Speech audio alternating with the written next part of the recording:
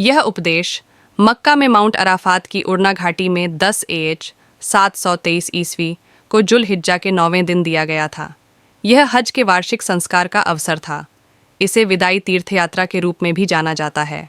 अल्लाह की प्रशंसा और धन्यवाद के बाद पैगंबर एस ने इन शब्दों से शुरुआत की, हे लोगों, मेरी बात ध्यान से सुनो, क्योंकि मैं नहीं जानता कि इस वर्ष के बाद मैं कभी तुम्हारे बीच आ पाऊंगा या नहीं।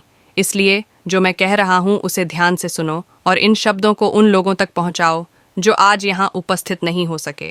हे लोगों, जिस तरह तुम इस महीने को, इस दिन को, इस शहर को पवित्र समझते हो, उसी तरह हर मुसलमान की जान और माल को पवित्र अमानत समझो। जो माल तुम्हें सौंपा गया है उसे उसके असली मालिकों को लौटा दो। किसी को तकलीफ न पहुंचाओ ताकि कोई तुम्हें तकलीफ न पहुंचाए। याद रखो कि तुम अपने रब से ज़रूर मिलोगे और वह तुम्हारे कामों का हिसाब लेगा। अल्लाह ने तुम्हें सूद लेने से मना किया है, इसलिए अब से सारा ब्याज माफ़ कर दिया जाएगा। तुम्हारी पूंजी तुम्हारे पास रहेगी। तुम न तो कोई असमानता पैदा करोगे और न ही किसी तरह की असमानता को सहन करोगे। अल्लाह ने फैसला सुनाया है कि कोई ब्याज नहीं लिया जाएगा और अब्बास इब्न अल मुत्तलिब को दे सारा ब्याज माफ़ कर दिया जाएगा। इस्लाम पूर्व काल में हत्या से उत्पन्न प्रत्येक अधिकार अब से समाप्त कर दिया गया है और पहला ऐसा अधिकार जिसका मैं त्याग करता हूँ वह रबिया इब्न अल हरिथिया की हत्या से उत्पन्न अधिकार है। ऐ लोगो, काफिर लोग कैलेंडर के साथ छेड़छाड़ करते हैं ताकि अल्लाह ने जो हराम किया है उसे हलाल बना सकें और अल्लाह ने जो हलाल किया है उसे हराम कर सकें। अल्लाह के यहाँ महीने 12 हैं, उनमें से 4 पवित्र हैं, कुछ एक के बाद एक आते हैं और एक जुमा और शाबान के महीनों के बीच में आता है। अपने धर्म की सुरक्षा के लिए शैतान से सावधान रहो। उसने सारी उम्मीदें खो दी हैं कि वह तुम्हें बड़ी चीज़ों में गुमराह कर सकेगा, इसलिए छोटी चीज़ों में उसका अनुसरण करने से सावधान रहो। ऐ लोगो, ये सच है कि तुम्हारी स्त्रियों के संबंध में तुम्हारे कुछ अधिकार हैं, किंतु स्त्रियों का भी तुम पर अधिकार है। याद रखो कि तुमने उन्हें अल्लाह के भरोसे और उसकी अनुमति से ही पत्नियां बनाया है। यदि वे तुम्हारे अधिकार का पालन करें तो उन्हें भी अच्छा भोजन और अच्छा कपड़ा पाने का अधिकार है। अपनी स्त्रियों के साथ अच्छा व्यवहार करो और उनके साथ अच्छा व्यवहार करो, क्योंकि वे तुम्हारी साझेदार और समर्पित सहायक हैं। और यह तुम्हारा अधिकार है कि वे किसी ऐसे व्यक्ति से मित्रता न करें जिसे तुम पसंद न करते हो, और यह भी कि वे कभी भी बदचलन न हों। हे लोगो, मेरी बात ध्यान से सुनो। अल्लाह की इबादत करो, 5 वक्त की नमाजें पढ़ो, रमज़ान के महीने में रोज़ा रखो और अपनी दौलत ज़कात में दो। अगर तुम हज कर सको तो करो। सारी मानव जाति आदम और हव्वा से है। एक अरब को किसी गैर अरब पर कोई श्रेष्ठता नहीं है, न ही एक गैर अरब को किसी अरब पर कोई श्रेष्ठता है। इसी तरह एक गोरे को किसी काले पर कोई श्रेष्ठता नहीं है, न ही एक काले को किसी गोरे पर कोई श्रेष्ठता है, सिवाय धर्मपरायणता और अच्छे कर्म के। सीखो कि हर मुसलमान का भाई है और मुसलमान एक भाईचारा बनाते हैं।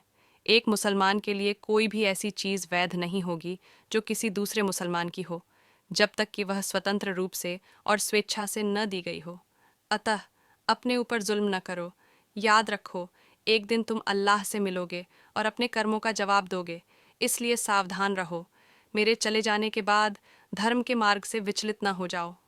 ऐ लोगो, मेरे बाद कोई पैगंबर या रसूल नहीं आएगा और कोई नया धर्म पैदा नहीं होगा।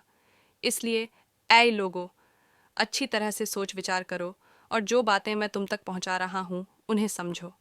मैं अपने पीछे 2 चीज़ें छोड़ रहा हूं, कुरान और सुन्नत। अगर तुम इनका पालन करोगे तो कभी गुमराह नहीं होगे। वे सभी जो मेरी बात सुनते हैं वे मेरे शब्दों को दूसरों तक पहुंचाएंगे और फिर दूसरों तक पहुंचाएंगे, और जो लोग मेरी बात को अंत में सुनते हैं वे उन लोगों की तुलना में मेरे शब्दों को बेहतर ढंग से समझ सकें जो मुझे सीधे सुनते हैं। ऐ अल्लाह, मेरी गवाही दे कि मैंने तेरा संदेश तेरी कौम तक पहुंचा दिया है। इस धर्मोपदेश के एक भाग के रूप में पैगंबर ने उन्हें अल्लाह की ओर से एक रहस्य उद्घाटन सुनाया जो उन्हें अभी अभी प्राप्त हुआ था और जिसने कुरान को पूरा किया, क्योंकि यह प्रकट होने वाला अंतिम अंश था। आज काफिरों की निराशा तुम्हारे दीन पर हावी होने से रही, अतः तुम उनसे न डरो बल्कि मुझसे डरो। आज मैंने तुम्हारे लिए तुम्हारा दीन पूरा कर दिया और तुम पर अपनी नेमत पूरी कर दी, और यह मेरी प्रसन्नता है कि मैंने तुम्हारे लिए इस्लाम को दीन के रूप में चुन लिया। सूरा 5 आयत 3। पैगंबर के अनुरोध पर सफ़वान के भाई रबिया आर्यन ने एक एक वाक्य दोहराया, जिनकी आवाज़ बहुत शक्तिशाली थी, और उन्होंने इस अवसर पर एकत्रित 10,000 से ज़्यादा लोगों के सामने ईमानदारी से घोषणा की। अपने उपदेश के अंत में पैगंबर ने पूछा, हे लोगों, क्या मैंने ईमानदारी से अपना संदेश तुम तक पहुंचा दिया है? हजारों तीर्थयात्रियों की ओर से हे अल्लाह हाँ की शक्तिशाली बड़बड़ाहट उठी, और जीवंत शब्द अल्लाहुम्मा नाम पूरी घाटी में गड़गड़ाहट की तरह गूंज उठे। पैगंबर ने अपनी तर्जनी उठाई और कहा, हे अल्लाह, गवाही दो कि मैंने तुम्हारा संदेश तुम्हारे लोगों तक पहुंचा दिया है।